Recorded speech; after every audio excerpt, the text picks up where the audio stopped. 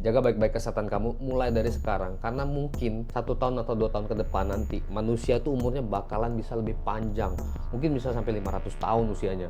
Atas dasar apa gue ngomongin ini? Jadi fungsi baru-baru ini Microsoft mengeluarkan sebuah tools AI terbaru namanya Mattergen. AI tools ini adalah untuk membantu mempercepat atau mempersingkat menemukan molekul atau senyawa baru, atau bisa dibilang material baru. Apapun itu materialnya, misalnya baterai yang lebih hemat, lebih murah, solar cell yang lebih tahan lama, macam-macam. Material ini kan macam-macam lah, intinya macam-macam material, dan termasuk di bidang kesehatan juga. Jadi kalau teknologi ini diarahkan untuk eksplorasi senyawa kimia atau biomolekul, ini ada beberapa kemungkinan menarik yang bisa terjadi. Yang pertama adalah penemuan obat baru. Jadi dengan menggunakan algoritma yang sama nih ya, Mattergen ini dapat digunakan untuk merancang molekul obat yang lebih efektif. Misalnya nih, cancer. Jadi tools AI ini bisa memodelkan bagaimana obat berinteraksi dengan sel cancer pada tingkat molekular. Terus ini juga bisa mengembangkan sampai ke mengidentifikasi senyawa baru yang lebih spesifik dan lebih minim efek samping,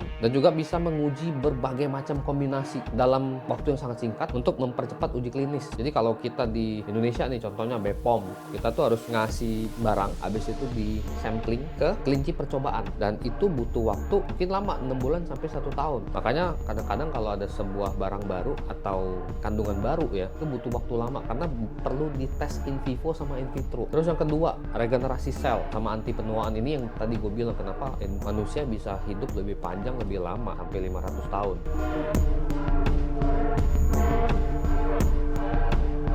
Jadi dengan bantuan AI ini juga, dia bisa membantu kita menemukan material atau molekul yang bisa memperbaiki sel tubuh lebih efektif. Contohnya nih, mungkin kalian pernah dengar ada senyawa yang mencegah degradasi DNA, atau ada material yang mendukung regenerasi organ atau jaringan. Contoh pada makhluk yang kita lihat di depan mata aja, contoh cicak, buntutnya kepotong bisa tumbuh lagi. Apabila itu dipakai di manusia, apakah bisa klop atau tidak, kaki terpotong bisa tumbuh lagi, kan sebuah penerobosan terbaru. Atau juga bisa juga untuk mencari obat yang menangkal radikal bebas, inflamasi, sama penuaan biologis. Contoh di skincare. Jadi ada, dulu gue pernah lihat iklan ya, iklan ini belum terjadi, belum pernah gue lihat langsung iklan, begitu dioleskan di sini langsung kencang. Nah itu sebuah teknologi, bisa dibilang senyawa atau molekul baru yang kita belum tahu. Yang ketiga adalah bioengineering sama nanoteknologi.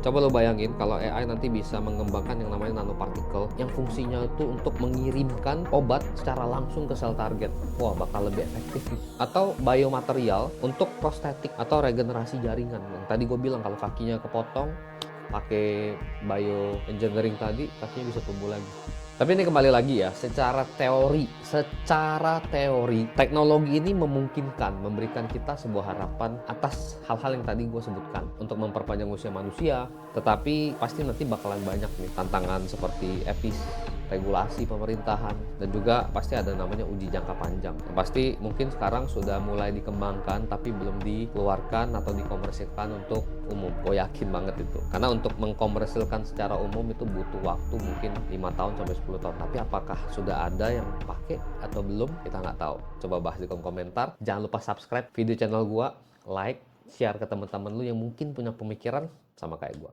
Thank you.